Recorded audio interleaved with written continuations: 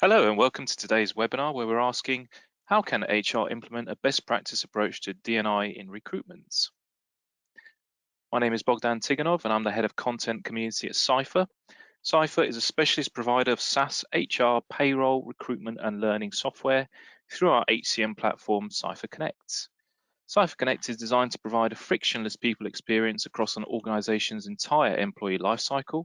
Also enables seamless integration not only with Ciphr's own solutions, but also to an ecosystem of specialist third-party tools using our modern API technology. And one of those partners is Amberjack. And joining me today is Sophie Meany, the Chief Commercial and Strategy Officer at Amberjack. Welcome, Sophie. Thank you very much. Just to briefly go over the agenda for today. So today we're going to look at what is diversity, representation versus diversity of thought. Then we're going to look at what is inclusivity, equality of opportunity versus uniformity of experience. Next, we're going to look at bias, bias versus raw bias, so what you should be looking at. We've got a very useful D&I checklist for hiring. And then we're going to look at positive action, what is and what isn't acceptable. And finally, how Amberjack can help organizations who wish to turn the D&I dial. And just to let you know, this webinar is being recorded, and if you're watching live, the recording will be emailed to you tomorrow. That's the 26th of May. Also, you can ask questions during the webinar, so not just at the end, by adding them to the chat box, and we'll answer them in the Q&A session at the end. And for your information, there's a handout in the handout section provided by Amberjack, and that's a paper that they've done called Optimizing Diversity in Recruitment. And we're just going to kick off today with a quick poll. So I'm going to launch that now. Please choose one of the options on your screen. And while people select their answers, Sophie, have you seen more of a focus on D&I in recruitment in recent times?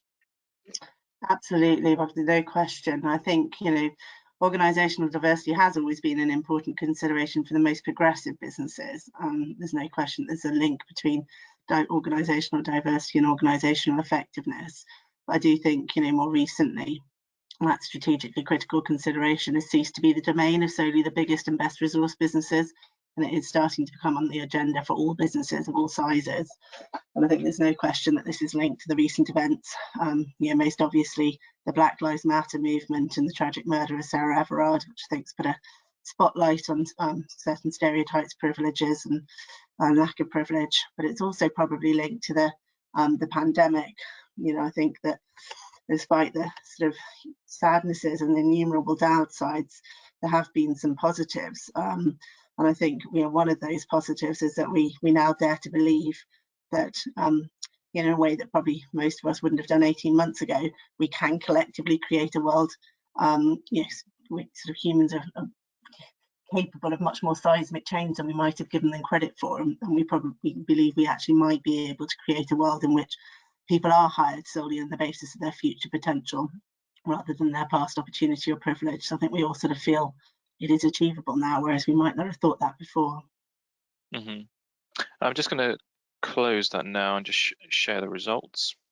And I think that echoes what you were just saying there, Sophie. I think a lot of organizations are now started to actively look to improve on their D&I. Very interesting. I'm just going to hide that. And over to you, Sophie. Marvellous. Well, thank you very much, and thank you everybody for joining us today. Really interesting to see that so many of you are committed to a journey. Creating a truly inclusive workplace and embracing diversity isn't easy. It requires very conscious effort, and I'd say it's a journey of continual improvement. And as you've seen from the agenda today, we're going to talk a bit about what D&I is and what it isn't. We'll discuss why we actually can't avoid biases, but why we can, or how we can become increasingly conscious of where they might exist and how we can attempt to manage them. We'll also discuss what is meant by inclusivity in the context of a recruitment process and provide you with some hints and tips on best practice for inclusive assessment processes which optimise diversity. And then I will talk to you briefly about Hypereyes, which is an Amberjack assessment tool resold by Ciphr, which can be a really helpful resource. But first of all, what is diversity? So, simply speaking, diversity refers to the existence of different characteristics in a group of people. It's traditionally associated with the things that shape our identity, most obviously race, age, gender, religion, sexual orientation, cultural background.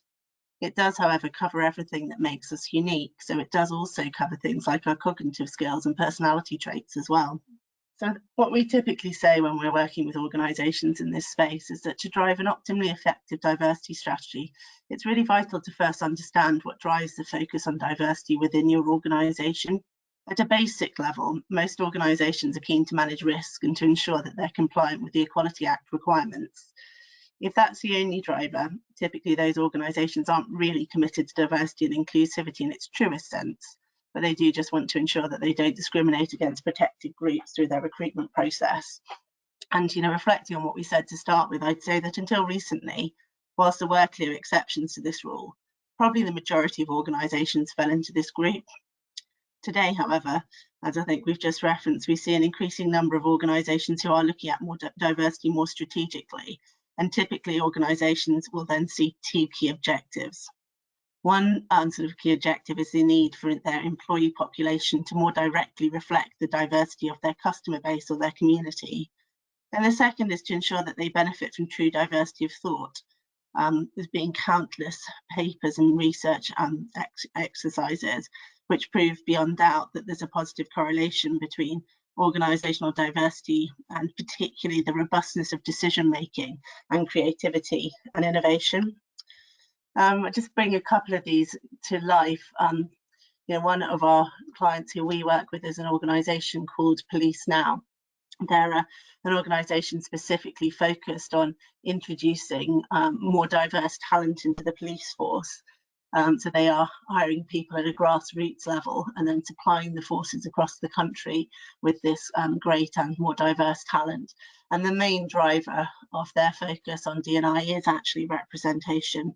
For them, it's really critical, as you can imagine, that the police force increasingly visibly represents the communities in which the neighbourhood officers operate. And so their key driver is representation. That's the fundamentally most important thing for them, that their workforce looks representative. Another organisation we work with who perhaps sort of is more focused on the other areas of the law firm Allen & Overy. So they absolutely are interested in having a representative workforce, but their true driver is diversity of thought. They actually, unfortunately, don't have a particularly diverse customer base. An awful lot of the organisations who they currently work with look and operate quite a similar way to A&O. So there's no barrier to their commercial success through having their incumbent makeup. But they know as an organisation that in order to optimise their decision making, in order to make sure that they continue to innovate ahead of the curve, they need to have lots of different inputs, and therefore it's really important that they actually have a workforce with as much diversity of thought as possible.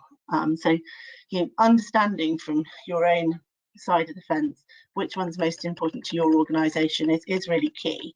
And you may instinctively feel that your business is motivated by achieving both outcomes, and it's true. Most organisations who commit to D&I would like to benefit both from diverse thinking and be obviously diverse in terms of representation. In virtually every situation, though, one or other of these is likely to be the stronger driver. And you'll see as we go through the rest of this session this morning how it's really beneficial to understand which one is most important for your business, as this subtle distinction does often result in slightly different decisions, especially when it comes to selection process design. True diversity, as in diversity of thought, as we said, extends beyond the things that we can see. It also covers the things that we can't see, the ways we think. So while cultural diversity and diversity of life experience is crucial, arguably just as critical is cognitive diversity. Organisations need to have a mix of people who look at facts and detail, as well as people who think about the next steps and planning, and people who focus on feelings and emotions or bring creative thought. None of us just brings one of these things, but we all have tendencies in some areas over others.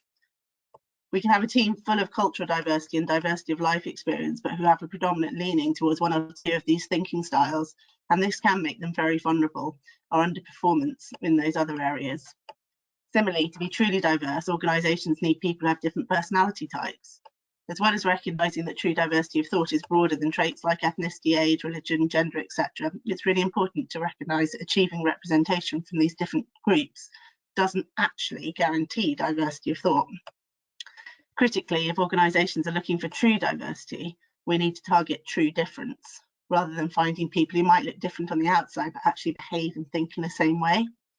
We need, for example, for organisations to embrace Black applicants, but all the facts in some situations their heritage might enable them to make a different contribution, rather than trying to find those applicants of Black heritage who might look different from white incumbents but behave and think in the same way. So in some respects, representation is actually easier to achieve than true diversity of thought. But in other ways, your organisation also might already be more diverse than you recognise, because you may just be focusing on the observable traits. Now, clearly, it's really critical that we do also focus on those characteristics and make sure that all groups have equal access to your organisation. But you can see that depending on where your organisation's primary focus is, you might see different emphasis in the way that you approach your recruitment process. And of course, you first need to understand your baseline. And once you've got your baseline and you know where you want to get to, you can then think about what needs to happen. But I think it's really important to pause and think that actually, if you do significantly adjust your organisation's diversity, and if you truly introduce diverse thinking, you will actually achieve very substantial change. There is no question. You will genuinely influence the culture and disrupt the power balance. And while this might happen quite gradually, it will happen. And therefore, it's really critical that your change you drive is deliberate and really well thought through. But it is very important, obviously, that you focus and start to make that happen if we're going to address any of the inequalities that exist within our society and have done for a very long time. We also need to remember that the people who are guardians of the status quo, the people who are currently in power, they won't realise that they're the problem or the barrier, and they're quite possibly the people who are asking you to look at this area and prioritise it. Typically, these individuals aren't unfair, and often they embrace the same liberal principles that others embrace. They'll often think that they're fair and balanced, but through no deliberate fault of their own, they will be recruiting in their own image, almost certainly. As with everyone, their perceptions of good performance will be anchored in what they've experienced themselves, and that unavoidably is going to be influenced by their own background and their own achievements. I mean, their perspectives will be limited because they will typically not have experienced the contributions of those groups that are underrepresented within their organisation. So if we could just move on to the next slide, I'm just going to talk a little bit about bias. First of all, what is bias? Bias really simply is a tendency to lean in a certain direction. And it's really important to say that actually as human beings, we need biases to be able to function. Some people may be aware that the body sends a phenomenal 11 million bits per second to the brain for processing. And the conscious brain is only able to process 50 of those bits per second. So our biases help our brains focus on the most key information.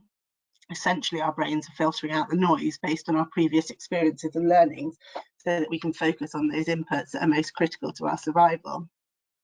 You can probably instantly see the issue though. As inferred just now, our biases are anchored in our previous experiences.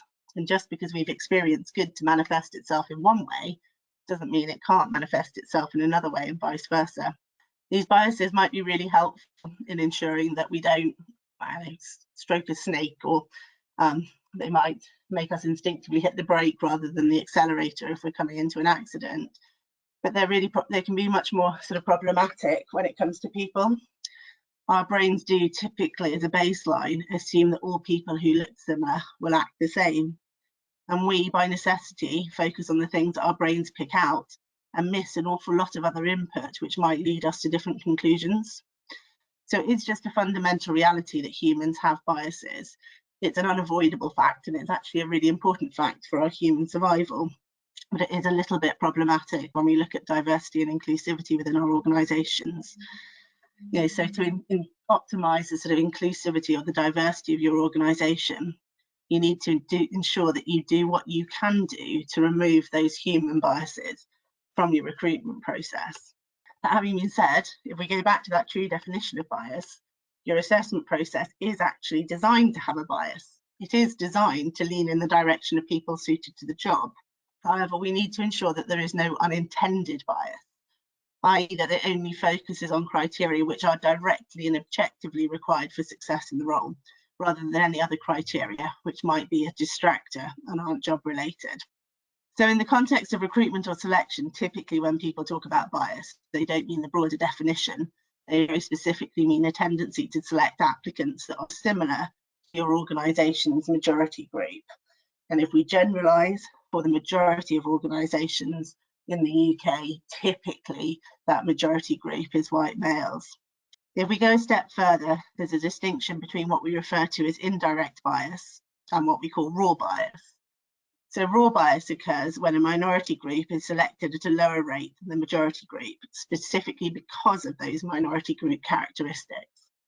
i.e., if we're in a world where we'll flip it on its head, if say females are the incumbent group, a raw bias would occur if males were being selected at a lower rate than females, and there was no other reason for this difference in selection rate other than the fact that they are male. Indirect bias is a little more complex than this though, and actually, based on my experience of working with organisations, sometimes raw bias does exist, but typically it's not deliberate, and usually it can be managed in a little bit more of a straightforward manner by just surfacing it, helping people become aware of those realities and then changing some of the fundamental criteria. Indirect bias can be a little bit trickier because it's harder to recognise. And indirect bias occurs when a minority group is less likely to meet a hiring criterion than the majority group. So we stick with gender, for example. Females are statistically less likely to meet a hiring criteria that requires them to be 6 foot tall than men are. Therefore, if you require applicants to be 6 foot for a role, that would probably introduce indirect bias against women. And when we play this out more broadly, one of the biggest areas of indirect bias that I see on a fairly regular basis is linked to educational advantage. If we assess for any criteria which correlates with academic success, we run the risk of bias towards people from socially disadvantaged backgrounds. There is a direct correlation between education and social disadvantage. And because there's also a correlation between social disadvantage and ethnicity, particularly when it comes to Black heritage, we are more likely to introduce bias towards Black applicants and applicants of low social economic status if we introduce a requirement for certain academic achievements. And there's no question that intellect can be a key requirement for some roles, but things like academic achievement isn't actually a true measure of an applicant's ability to apply their intellect in a business environment. So we really need to be careful of criteria like that, which may not actually be achieving the selection outcome that we want to achieve, and also maybe introducing indirect bias into a process. So from a technical perspective, when we talk about bias, regardless of its form, we're often referred to it as adverse impact. And if a group is adversely impacted by a selection process, it means that they're less likely to get the job than another group. When this occurs, it's because the rate of selection for the minority group is lower than the rate of selection for the majority group. So for a process to be bias-free, we expect that for every 100 majority group candidates selected, 100 minority group candidates would also be selected. We refer to that as a selection ratio of 1:1, and it's what we'll always want to aim for. It's challenging, however, and you can probably see the challenge, as typically the minority group trait is not the only point of difference between the minority and majority group applicants. If we go back to the concept of diversity of thought, this is a positive thing. We want to encourage a blend of perspectives, thinking styles and inputs. However, as we've also touched on, success profiles and hiring criteria are anchored in the evaluation of what's worked historically and what good currently looks like in people performing that role within your organisation. Issues arise because typically examples of what good looks like in your organisation will be dominated by majority group characteristics. It's therefore not surprising that the majority group applicants prove more likely to share those characteristics. If there are different ways to achieve an equally positive outcome that aren't represented in your input data due to restriction of range, i.e. you do not have people who would achieve positive outcomes in that equally good but different way within your business, then to some extent the diversity or lack of diversity in your existing population becomes a self-fulfilling prophecy. I therefore always encourage everyone, and I encourage everyone today, to sort of critically evaluate the criteria upon which you make assessment and recruitment decisions. Mentally challenge yourself over whether any of them have the potential to introduce bias, unintended bias, perhaps indirect rather than raw bias. And if there are any criteria that may be accidentally causing you to deselect any of the minority groups you wish to increase representation from at a rate that's greater than your majority group. If you do find them, if you do find these criteria, you really challenge yourself then on whether they truly are essential criteria or whether they're just in your success profile because they're common characteristics of that incumbent majority. We move on to the next slide, please. We'll talk a little bit about inclusivity. So we've already sort of, as is, sorry, excuse me, already apparent from what we've covered, inclusivity is subtly different from diversity. It refers to the fairness, the openness, and the accessibility of a recruitment process. And ensuring that your recruitment process is inclusive contributes to your chances of hiring a diverse cohort, though this does obviously rely on there being a diverse applicant pool in the first place. So when we talk about inclusivity, attention often goes straight to accessibility, and that typically means accessibility for applicants who have a physical or a mental disability and those who are neuroatypical. And this area is really critical, and it's really important that legislation protects people who have these additional needs. I would, however, encourage everybody today to think beyond the legislation and think about other potential barriers to inclusivity, like the one that I've already referenced, like socioeconomic status. There are definitely things that mean, your level of confidence, social confidence, your level of number of commercial role models, your perceived level of polish can significantly influence your chances of success through a recruitment process, and that may actually be indirect bias because it's not specifically linked to success in the role. I think it's also important to say that most people believe or think instinctively that fairness is inextricably linked with consistency. I'd argue, however, that that's really not always the case. If you ask someone who has their legs tied together to run the same 100-meter track as someone who doesn't have their legs tied together, the fact that there's consistency in the task that they're being asked to complete doesn't actually mean that they have an equal chance of getting to the end first or at all. And we firmly believe that inclusivity or fairness actually comes from creating equality of opportunity rather than consistency of recruitment process or experience. And what that means is doing everything that you can to create that level playing field so that everybody who applies has a chance to demonstrate the capabilities that their potential for delivery in the role. And that really means thinking about all of the adjustments you could potentially make within the workplace in order to set that person up for optimal success. We do say it's really important, though, to make sure that they are adjustments that you can replicate, because the last thing that you want to do is make adjustments to a recruitment process that enables someone to get the job only to set them up for failure when they start work. There are a lot of options from an accessibility perspective today. There is a lot of intelligent automation tools which can offer candidates a lot of very advanced functionality to ensure that they're able to make their own reasonable adjustments. So I think one of the biggest frustrations for candidates who do have a disability or a neurotypical is the constant need to put their hand up and ask for things to be adjusted for them. If you can enable them to make the adjustments for themselves, it's a much less stressful experience. They can get them to be, if there's automated tools of video content, they can enable their own subtitles, change text size, they can adjust colors, etc. And all of that can be done, in a way that actually is very, I'm going to say low, but actually no effort for the recruiting teams, and makes a massive difference for the applicants. You can also do things that are known to increase inclusivity, things like make sure you remove any time limitations for assessments, as typically those will be barriers to female applicants and also people from certain ethnic backgrounds. Furthermore, you can actually go a step further and think about things like parallel assessments in different formats, specifically designed to meet the needs of neurodiverse applicants. You may, depending on whether these areas are sort of volume hiring or one-off needs, you may just make the adjustments as people get in touch, or you may actually practically think about the ways in which you can deliver parallel assessments if you're working in areas of more volume recruitment. We'd also suggest, though, that you sort of go beyond this to think about how you also can offer realistic job previews to help people who don't have those strong commercial role models. Can you provide flexibility on assessment times for people who perhaps might be, I don't know, doing shift work or caring for relatives who are unwell, for example? Can you offer informal coaching conversations to people who you know may feel that your organisation is inaccessible to them, but who you actually want to target?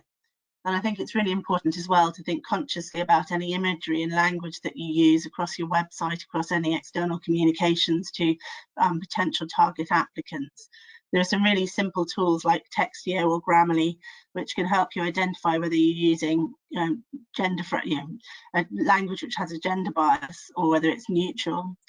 And there's a lot of research which suggests, for example, that changing an image of a white male to a mixed race female is unlikely to put white males off from applying, but is likely to make females and people from ethnic minority backgrounds more likely to apply as they see visible evidence of the fact that they are welcomed and valued by your organisation. So I'm often asked about who does this especially well, and I reference police now at the beginning. I've talked about them in a little bit more detail because their whole sort of reason for being is to drive an increase in diversity across the police forces. So they are an organisation that is incredibly focused in this area, and everything that they do is sort of diversity and inclusivity first, rather than looking at what they need to do from an assessment perspective and retrofitting it. So they're really passionately committed to a truly inclusive process, which really does optimise the output of their sort of hired population. And they look at the whole applicant engagement and assessment cycle. I've talked about the language and imagery that they use, and that they do that in a very nuanced and targeted way, and use intelligent automation to ensure that they're tailoring the communications to reflect the preferences of the individual groups that they're trying to engage with. They also offer additional coaching and support for some of the applicants who are least represented within their organisation, or who their analysis shows need the most support in order to be able to give a truly representative performance through the recruitment process. They ask about things like perceived barriers. So for example, this is police work. It does typically have an element of shift work, and single parents, for example, might perceive that they'd be unable to do shift work with their parenting responsibilities, and they actively ask questions about these perceived barriers in order to be able to have tailored conversations with those individuals about how they were able to meet their needs for flexibility. They do leverage all of the technology I've referenced, which makes it easy for the candidates to drive their own process adjustments. And then they look really forensically at the selection rates to ensure that they haven't sort of missed anything, that their process really is truly fair, and that every single question across every single element of their recruitment process is recruiting minority groups or selecting minority groups at the same rate as the incumbent group. They ensure that their assessors come from diverse backgrounds, and actually that single change can make a massive difference as well, because behaviours are perceived so differently, particularly across cultural backgrounds. They also pilot their assessments on diverse populations to make sure that there's no indirect bias in the criteria. I think it's important to say as well, though, and I'm sure everybody in this conversation will recognise that recruitment is only part of the solution to the problem. They put an awful lot of focus on how they set those more diverse applicants up for success in a workforce that actually isn't diverse as yet. And they look at all of the support that they can introduce in order to cushion more diverse populations as they drive that massive cultural change. So as I said, sort of everything that they do is diversity first. It's not about sort of designing a process and then retrospectively looking at how you can make it more inclusive. They actually do it the other way around. They think about what needs to be true in order to welcome and support applicants from all backgrounds, and then they fit their assessment process around it. And it's really not easy, and I think they'd be the first to say it's a journey of continual improvement. And there's definitely even further and more significant change that needs to happen. But I think they're a really great example of how much you can change to turn the tide if you do focus really heavily on that area. So I think if we click on one more slide, we can look at some of the, hopefully some bit of a hints and tips, a bit of a checklist for hiring. And I think one of the things that comes out in a couple of these points here really is this concept of unconscious bias, or how you reduce unconscious bias. And one of the most important things you can do is actually have that objective hiring criteria. Unless organisations are typically doing high volumes of recruiting for certain roles, often this doesn't get given an awful lot of thought in advance, and it's probably the single most important thing that you can do in order to reduce bias across your recruitment process. Before you start to get influenced by candidates who you may or may not have an affinity towards through the recruitment process, putting down on paper objectively what you need those individuals to be capable of, the behaviours that are important for success in that role, that the values, the skills and abilities that they actually need, and only focusing on the ones that they truly do need, rather than ones that either can be built in the role or ones which could potentially be distractors, ones that aren't role critical but are characteristics of the incumbent population. Putting that down on paper and then making sure that each time you evaluate candidates, you actually go back to that it's that objective framework or success profile, really makes a difference. And then, as I've referenced a few times, once you've written it down on paper, really kick the tires. Think about each of those criteria that you put on that piece of paper and think, A, is this definitely required? And B, does it have the potential to introduce indirect bias? If it might introduce indirect bias, is there an alternative way I could either assess for this criteria, or could I reframe that criteria? Also, really highly recommend the use of objective assessment tools. We can't avoid, as we've discussed today, our own biases. As much as we can increase our consciousness of them, and as much as we can enhance the objectivity of our processes to reduce the likelihood of those biases having an impact, as humans we are subject to them. And one of the best ways to make sure that you aren't making decisions influenced by your own unavoidable biases is to introduce a technology-driven assessment tool which can help you to sift candidates in a fair and consistent way and give you additional data points to make sure that you really are making the best possible hiring decisions.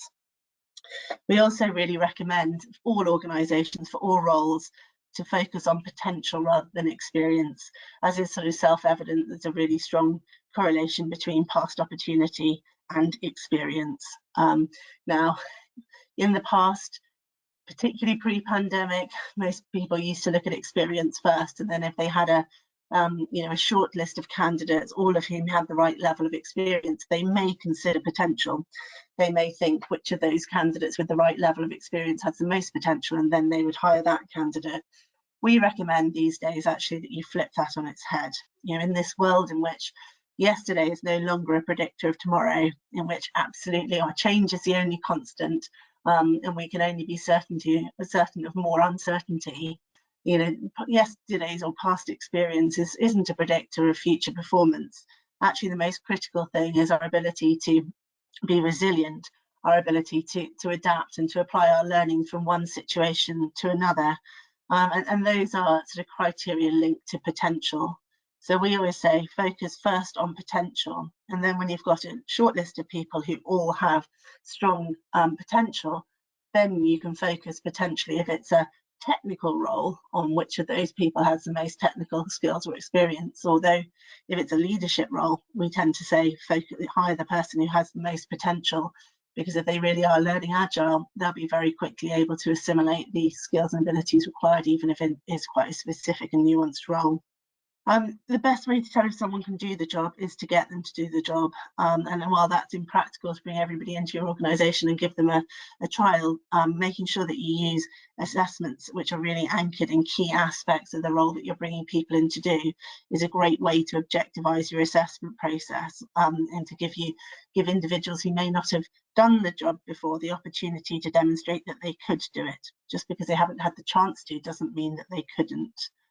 We've talked a bit about reasonable adjustments and making it really obvious that you're open to making reasonable adjustments, and you've thought about the need for those reasonable adjustments across all of your recruitment literature and website is really key. And making sure that people who would like to be able to take you up on that offer are able to easily access somebody who can properly understand their requirements is really key too.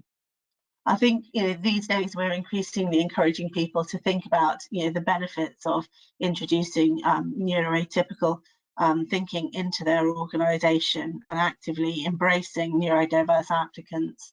Now, there is no question, the definition of neuroatypical suggests that many typical ways of thinking just simply don't work for this population. And if you have, for example, assessments which are anchored in multiple choice, you may need to give applicants who self-identify as neurodiverse the opportunity to not have to drive that forced choice, for example, because that can be really problematic for their ability to complete the assessment.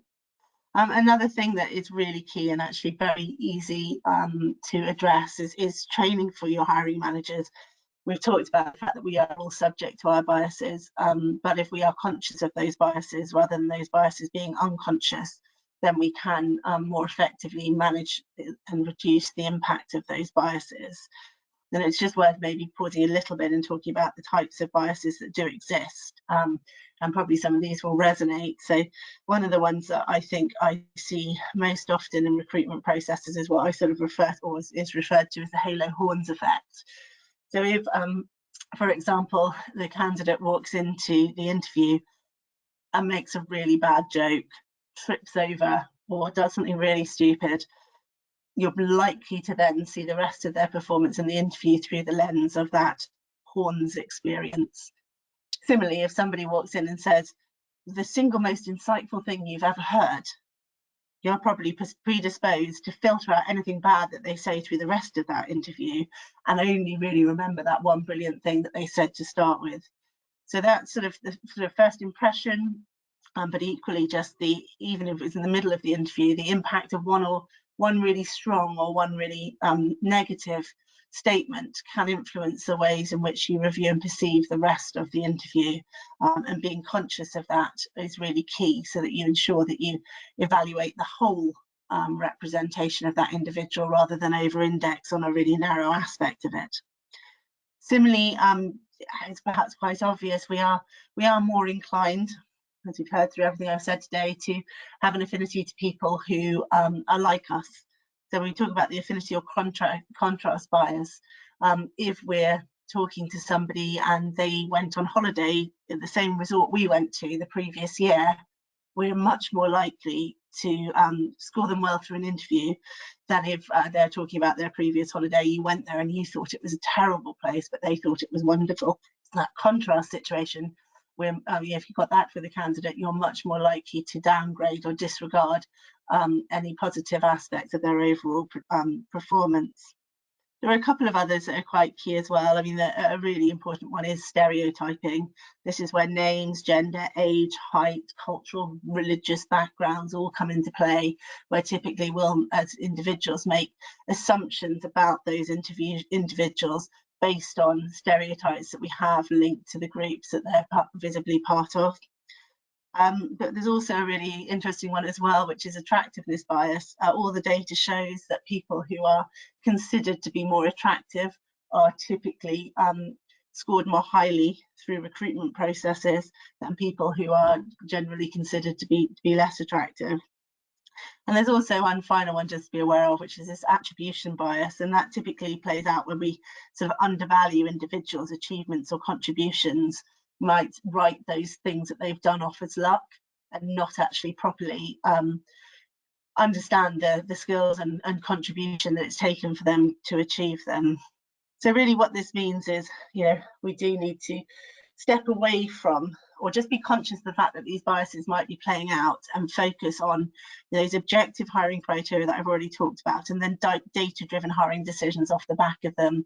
So once you've defined your criteria, actually scoring people against those criteria, literally adding up those scores and comparing candidates based on data, and then actually critically evaluating your recruitment decisions based on different data, making sure that you are bringing proportionately through the same number of individuals, the same proportions of individuals from those different groups, and that you are being nuanced enough in your evaluation. So, for example, you're not grouping people together into a BAME group and looking at how all BAME applicants get on. You actually look at each individual ethnic group, as often issues with selection rates for certain subgroups can be masked when they're grouped together. Similarly, looking at characteristics in combination. For example, we've got one big professional services client whose selection rate for Asian applicants looked okay, and equally they managed to achieve gender parity through their recruitment process too. But when we looked in detail, Asian females were being recruited at a much lower rate than the overall population. So using all of that data is really key. So I think at that point, Bogdan, we'll just move on one more slide if that's okay. I'm going to talk very briefly before I get into some hints and tips for how you can potentially quickly introduce some solutions into your process. We're going to talk about positive action.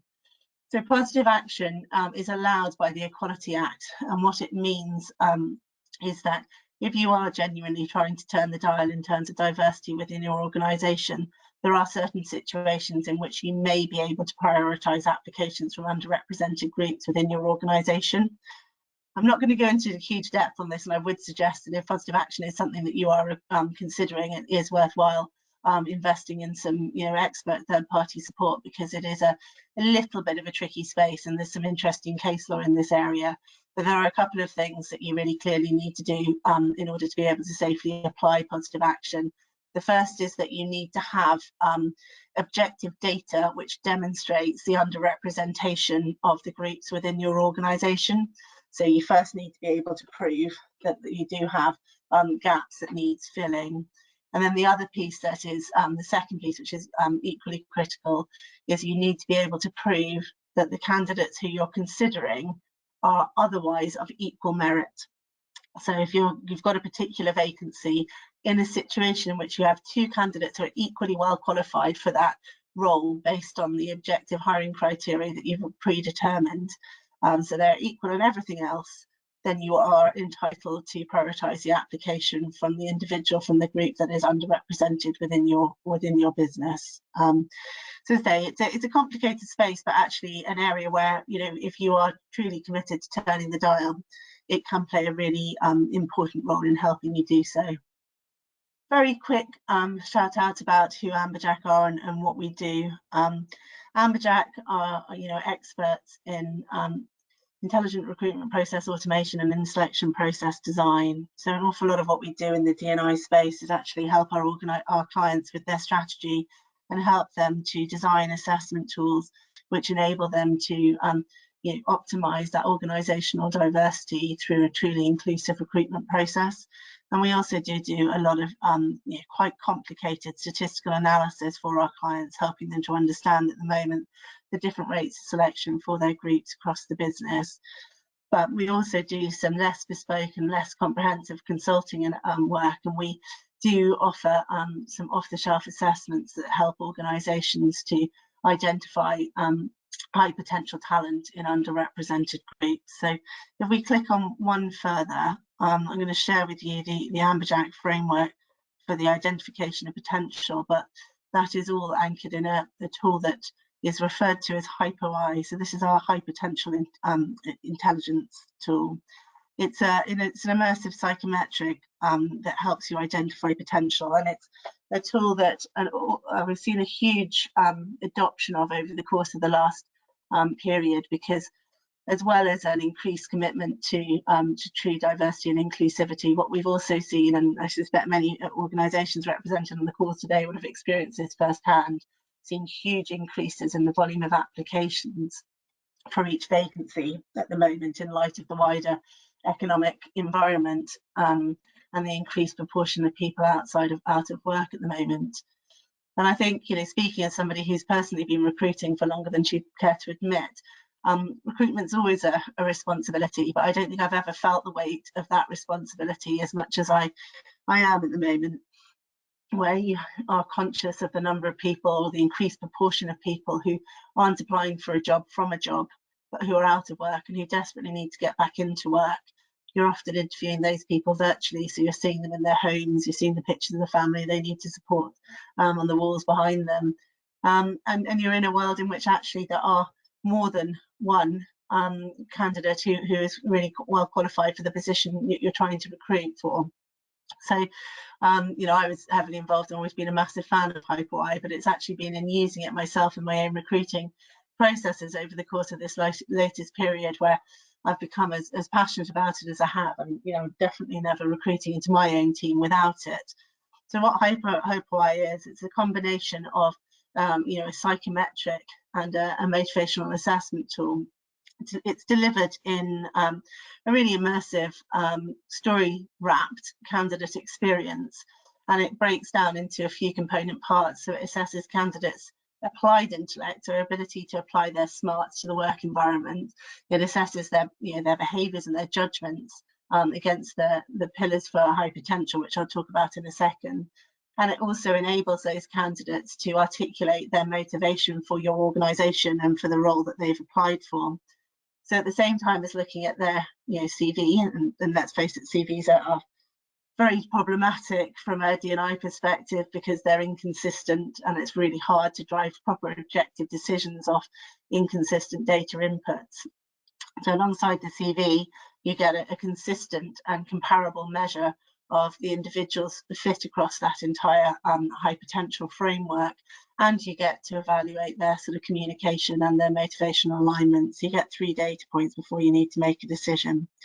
And if you click me on one more point, and then I will have a little talk about what it actually evaluates.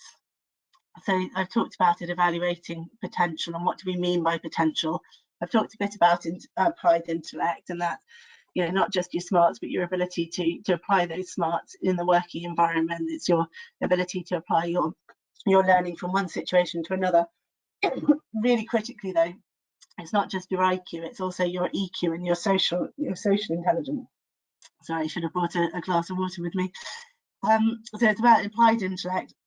It's also about digital mindset. So I think there's no question that the future for virtually every organisation and every industry is increasingly automated.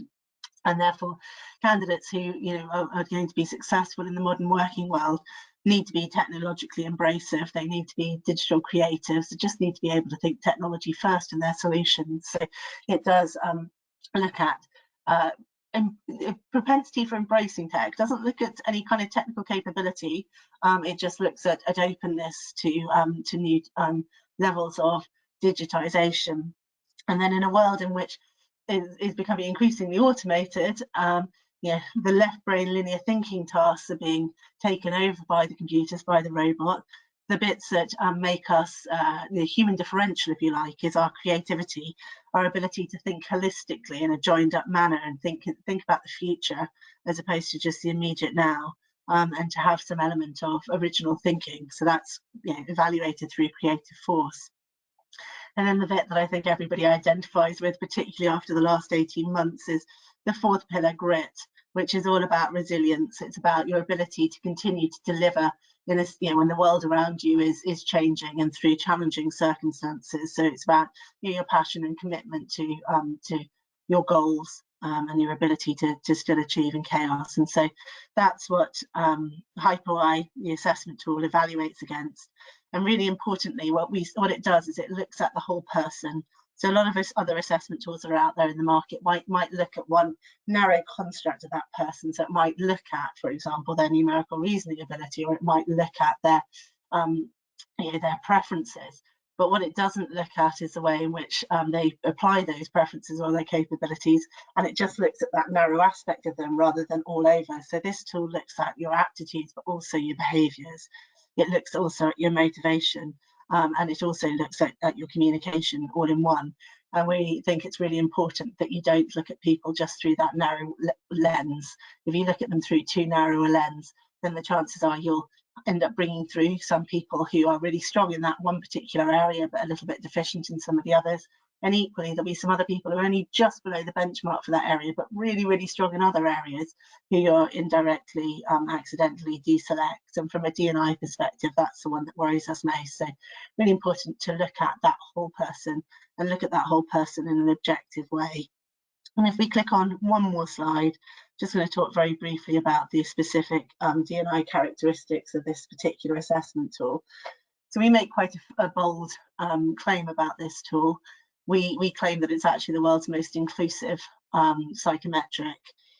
And the reason why we make that claim is because, in the same way that I talked about Police Now looking at diversity and inclusivity first, this tool was designed diversity first. rather than designed and then retrofitted to be accessible. So there are some fundamentals in the platform.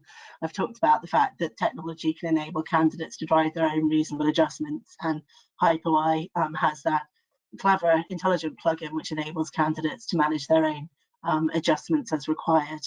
But it goes much beyond that as well. So, for example, we are very conscious that there are certain barriers to different thinking styles being able to achieve certain outcomes, and so each of the individual questions doesn't require a complete theory of mind. We also have, for example, no culturally sensitive content. There's an awful lot of storytelling in the candidate experience, and all of it's anchored in a very diverse, multicultural setting with lots of representation from different types of individuals and groups throughout the process. There's it's time recorded rather than time limited, which is evidence proves reduces adverse impact against key minority groups. It's all focused on future potential rather than past experience. And it doesn't actually require any previous knowledge. So it's a true assessment of your key potential across each of those 4 pillars. So I think that takes me to the end of the content that I was planning to share. Hypereyes is available through Ciphr. It's a very quick and easy tool to implement. So we will happily share with anybody who's interested. You can ask by way of follow-up a free trial to see the tool for yourself. But hopefully some of the hints and tips that I've shared with you today will be really useful, and for anyone that is doing a decent amount of hiring at the moment, or even is doing small volumes but really interested in raising the bar and being much more inclusive. Hopefully there might be some ways in which we can practically help you. Thank you very much, Bogdan. Brilliant, thank you, Sophie. Really interesting presentation and thought-provoking. It's time we spend a few minutes on some questions and answers. So if you did have some questions, please do send them along. We've had a couple come in already. Is the tool only appropriate for large-scale organisations?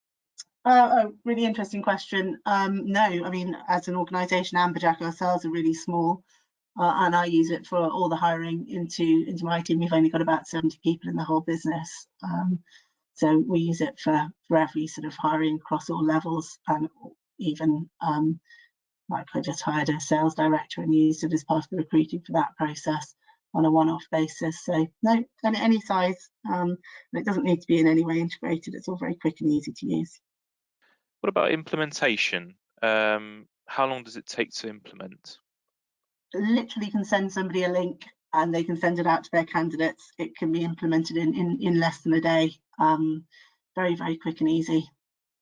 And somebody asks, what would the rough costings be? It does vary a little bit by volume, but for low volume circumstances, so in worlds in which you're only hiring using it for a few candidates, I think it's about £25 per candidate.